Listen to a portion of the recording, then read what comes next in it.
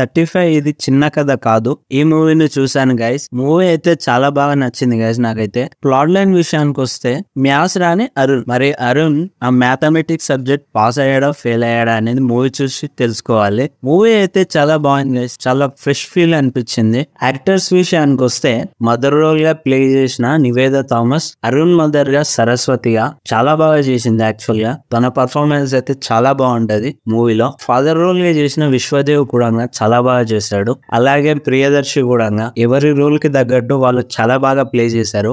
వీళ్ళంతా ఉండే ఏరియా వచ్చేసి తిరుమల తిరుపతి ఉంటారు. వాళ్ళు మాట్లాడే యాక్సెంట్ కూడా అలానే ఉంటుంది. ఆ ఏరియాలో ఉన్నట్టే మాట్లాడతారు. అందుకనే మూవీ అంతా చాలా ఆర్గానిక్ ఒక ఫ్లో లో వెళ్తుంటది. ఎక్కడ కూడా ఆర్టిఫిషియల్ గా అనిపించదు. ఫ్యామిలీ బాండింగ్ కూడా అంతా చాలా బాగుంటది. అరుణ్ గా చేసిన చిన్నపిల్లడు కూడా తారే జమీన్ పర్ ఆ మూవీలో కూడా యాక్ట్ చేశాడు. అండ్ నెక్స్ట్ వచ్చేసి మ్యూజిక్ కూడా ఆ ఏరియాకి తగ్గట్టు అలానే మ్యూజిక్ ఉంటుంది. ఈ మూవీని నానిగారు కూడా ప్రమోట్ చేశారు. ఆయన ప్రమోట్ చేశారు అంటే సంథింగ్ స్పెషాలిటీ ఉంటుంది. సచ్ ఎ బ్యూటిఫుల్ మూవీ అండి.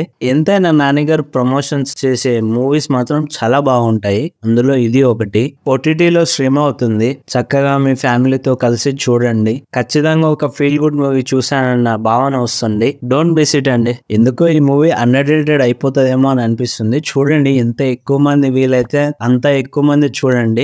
Don't miss it.